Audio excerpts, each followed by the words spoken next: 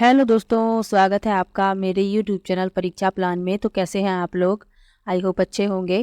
तो चलिए आज की ईवीएस की क्लास को शुरू करते हैं। कक्षा 5 की किताब का 10वां चैप्टर पढ़ेंगे। अच्छा लेसन है और इससे प्रश्न भी पूछे जा चुके हैं और आगे भी पूछे जा सकते हैं। तो चलिए शुरू करते हैं। वीडियो देखने के बाद यदि आपको अच्छा लगे तो वीडियो को लाइक और शेयर कीजिएगा, और यदि आप चैनल पर नए हैं तो चैनल को सब्सक्राइब कर लीजिए। तो चलिए शुरू करते हैं आज के वीडियो को। पेपर में अब 1 महीना ही शेष है, तो ज़्यादा से ज़्यादा समय आप लोग अपनी पढ़ाई को दीजिए। 7 जुलाई को आपका एग्ज़ाम है और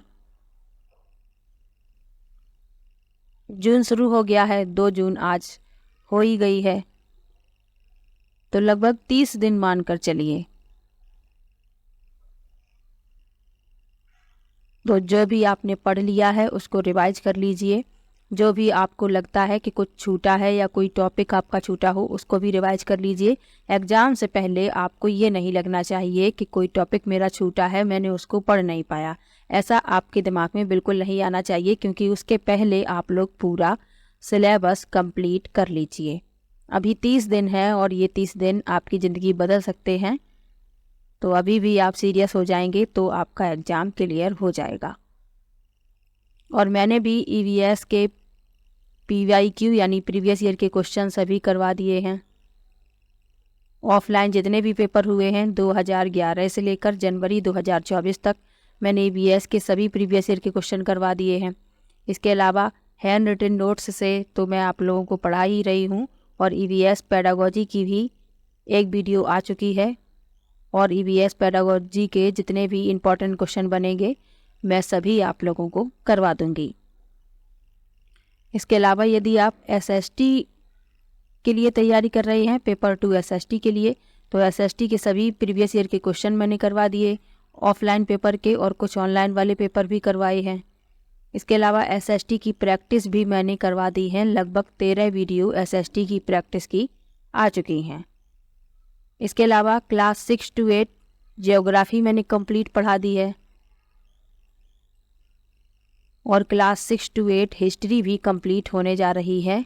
तो आप लोग यदि एसएसटी में इतना पढ़ लेते हैं, आसानी से आप एसएसटी में अच्छे नंबर ला सकते हैं। बस इतना आपको पढ़ना है कंप्लीट। और एसएसटी पेडागोजी भी मैं करवा दूंगी, यानी इतना मैं आपका कंप्लीट करवा दूंगी कि आप लोगों को पेपर देखकर ये नहीं लगेगा कि ये हमें नहीं आता, ये टॉपिक हमने नहीं पढ़ा। क्योंकि इतना मैं आप लोगों को कंप्लीट करवा दूंगी कि आपको ऐसा कुछ भी फील नहीं होगा। साइंस, यदि आप पेपर 2 साइंस के लिए तैयारी कर रहे हैं तो साइंस क्लास 6 to 8 एनसीईआरटी से मैं कंप्लीट पढ़ा चुकी हूँ। लगभग 1 महीने पहले ही मैंने इसको कंप्लीट करवा दिया था, ताकि जो लोग पढ़ रहे हैं उनको परेशानी ना हो, आराम से वो अपना रिवीजन कर सकें।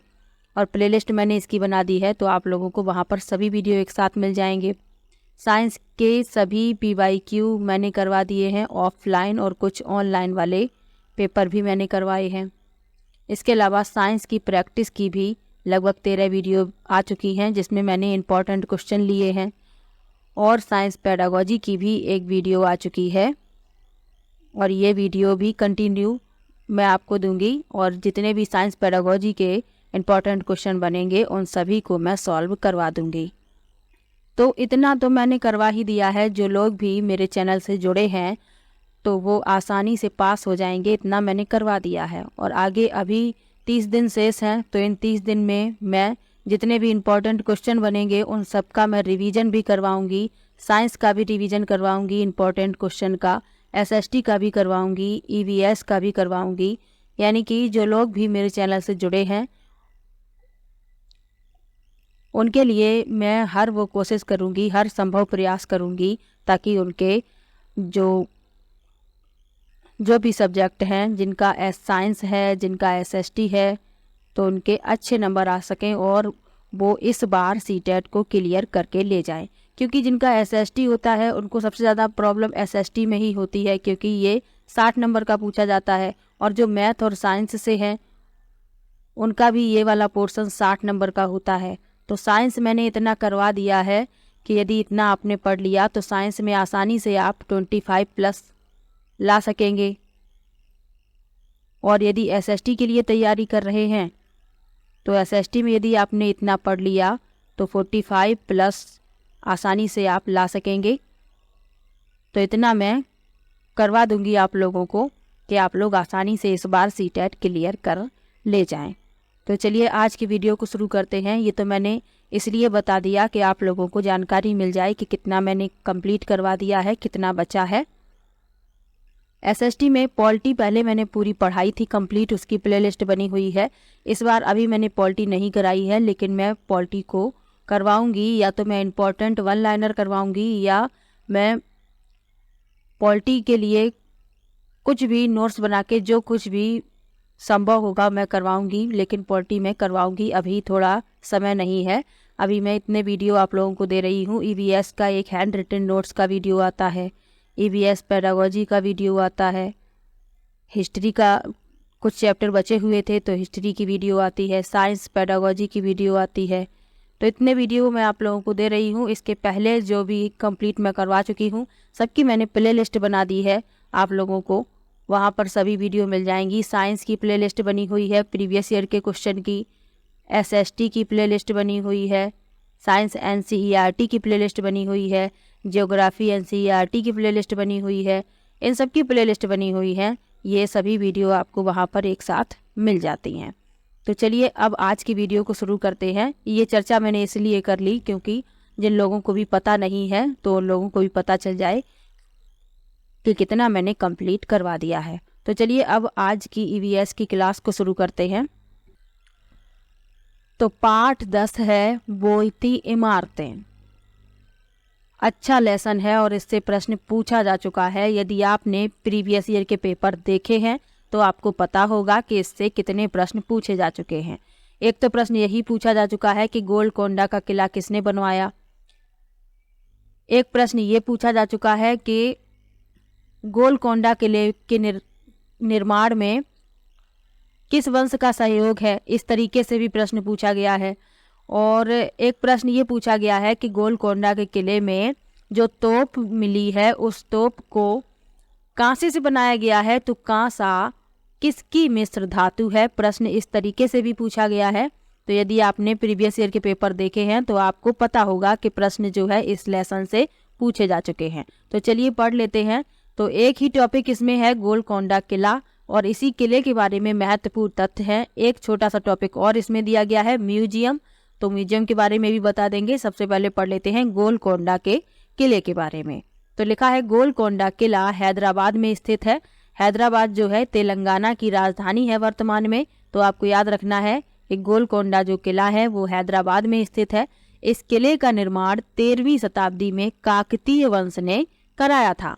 इसे भारत के सबसे उत्कृष्ट गढ़ों में से एक माना जाता है। तो इसका निर्माण जो है काकतीय वंश ने करवाया था, इतना आपको याद रखना है। प्रश्न जो है 2018 के पेपर में पूछा गया था कि गोलकोंडा किले का निर्माण किस वंश द्वारा कराया गया है, तो आपको याद रखना है काकतीय वंश द्वारा। आगे लिखा है यह किला उस समय की शानदार नवाबी संस्कृति का प्रतीक है। यानी उस समय की शानदार नवाबी संस्कृति का यह प्रतीक माना जाता है। किले की बाहरी दीवार में 87 बुर्ज हैं, 87, और किले की दीवारें जो हैं बहुत मोटी हैं और विशाल दरवाजा इसमें लगा हुआ है। किले में कई बड़े बड़े टैंक और फव्वारे थे जिनमें हर समय पानी चलता रहता था। तो ये उस समय चलता रहता था। अभी जो किला की स्थिति है किले की, तो अभी उसमें पानी यानी नहीं चलता है।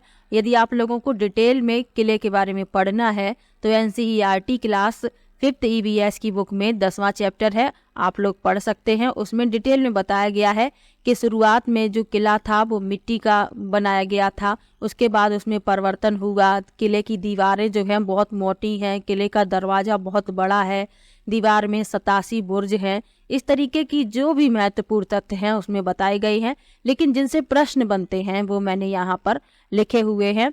आगे लिखा है औरंगजेब की पूरी फौज बंदूकों और तोपों के साथ किले पर हमला करने आई थी, पर किले में घुस नहीं पाई उसकी पूरी सेना 8 महीनों तक बाहर ही बैठी रही, क्योंकि सुरक्षा के इतने कड़े इंतजाम थे कि औरंगजेब की जो सेना थी बंदूकों और तोपों के साथ किले पर हमला करने आई थी, लेकिन किले के अंदर ही नहीं घुस पाई और पूरी सेना 8 महीनों तक बाहर ही बैठी रही। अब इस किले में एक तोप रखी है जिसका इस्तेमाल औरंगजेब ने किया था, यानी औरंगजेब, यहाँ पर मैंने लिखा ही है, जो फौज आई थी बंदूक और तोपों के साथ आई थी, तो वही एक तोप वहां पर रखी है और यह तोप कांसे से बनी है। बिल्कुल यही प्रश्न पूछा गया है कि गोलकोंडा के किले में एक तोप रखी हुई है और यह तोप कांसे से बनी हुई है, तो कांसा किसकी मिश्र धातु है, ये प्रश्न पूछा जा चुका है। तो आपको याद रखना है कि कांसा तांबे और टिन को पिघलाकर बनाया जाता है। ये प्रश्न एसएसटी में भी पूछा जा चुका है। यदि आपका एसएसटी सब्जेक्ट है तो आपको पता होगा, ये प्रश्न एसएसटी में भी पूछा गया है। ये जो प्रश्न है ये एसएसटी में भी पूछा जाता है कि कांसा जो है किसकी मिश्र धातु है, तांबे और टिन की, और ये प्रश्न ईवीएस में भी पूछा जाता है। तो आप लोगों को ये याद रखना है कि कांसा जो है तांबे और टिन को पिघलाकर बनाया जाता है। तो इतनी बातें आपको गोलकोंडा किले के बारे में याद रखनी है। अब यहाँ पर लिखा है मैंने एक और छोटा सा टॉपिक था, म्यूजियम। तो म्यूजियम किसे कहते हैं? तो म्यूजियम वह स्थान होता है जहाँ पुरानी वस्तुएं रखी जाती हैं। म्यूजियम में पुराने बर्तन, औजार, जेवर, हथियार आदि ऐतिहासिक वस्तुएं रखी जाती हैं जिनका कभी प्राचीन काल में प्रयोग होता था, लेकिन अब वो वस्तुएं नहीं हैं, तो उन्हें देखने के लिए, यानी लोग उन्हें देखने के लिए जाते हैं कि प्राचीन समय में इनका प्रयोग किया जाता था। तो म्यूजियम वही स्थान होता है जहां उन वस्तुओं को रखा जाता है जो प्राचीन समय में प्रयोग की जाती थी। तो आपको यहाँ से 2 प्रश्न तो याद ही रखने हैं। एक तो ये याद रखना है, 2 नहीं 3 प्रश्न आपको याद रखने हैं। गोलकोंडा का किला कहाँ पर स्थित है? हैदराबाद में। हैदराबाद जो है तेलंगाना की राजधानी है। तो यदि ऑप्शन में आपको तेलंगाना मिले तो तेलंगाना टिक करना है, हैदराबाद मिले तो हैदराबाद टिक करना है। यदि ऑप्शन में राज्य दिए गए तो तेलंगाना उसमें दिया जाएगा, और यदि शहर दिए गए तो हैदराबाद दिया जाएगा। इस किले का निर्माण काकतीय वंश ने करवाया था, ये आपको ध्यान में रख लेना है, याद कर लेना है। ये प्रश्न पूछा जा चुका है ईवीएस में 2018 वाले पेपर में। यदि आपने पेपर देखा होगा 2018 वाला तो आपको पता होगा। और किले की बाहरी दीवार में 87 बुर्ज हैं, ये तो मैंने लिख लिया है कि आपको जानकारी हो जाए कि किला जो है किस तरीके से बनाया गया था। किले की दीवारें मोटी और विशाल दरवाजा लगा है, और किले में कई बड़े बड़े टैंक और फव्वारे थे जिनमें हर समय पानी चलता रहता था। औरंगजेब की पूरी फौज बंदूकों और तोपों के साथ किले पर हमला करने आई थी, लेकिन किले में घुस नहीं पाई। उसकी पूरी सेना 8 महीनों तक बाहर बैठी रही। और किले में एक तोप रखी है जिसका इस्तेमाल औरंगजेब ने किया था। यह तोप कांसे से बनी है और कांसा तांबे और टिन को पिघलाकर बनाया जाता है। तो इतना आपको गोलकोंडा किले के बारे में याद रखना है। और म्यूजियम वह स्थान होता है जहाँ पर पुरानी वस्तुएं रखी जाती हैं। पुरानी वस्तुएं जैसे कि पुराने बर्तन, औजार, जेवर, हथियार, ये सभी ऐतिहासिक वस्तुएं म्यूजियम में रखी जाती हैं। तो चलिए आज का लेसन यहीं पर समाप्त होता है। मिलते हैं ऐसी ही एक और शॉर्ट नोट्स के साथ, और इसके बाद का जो लेसन है वह बहुत ही अच्छा है। तो चलिए उस लेसन को नेक्स्ट वीडियो में पढ़ेंगे। आज का वीडियो यहीं पर समाप्त करते हैं। और आपको किसी भी टॉपिक में किसी भी प्रकार का डाउट हो तो कमेंट बॉक्स में ज़रूर लिखिएगा। प्रीवियस ईयर के क्वेश्चन देखने के बाद आपको किसी क्वेश्चन में डाउट हो तो भी आप कमेंट बॉक्स में ज़रूर लिखिएगा। तो चलिए मिलते हैं नेक्स्ट वीडियो में।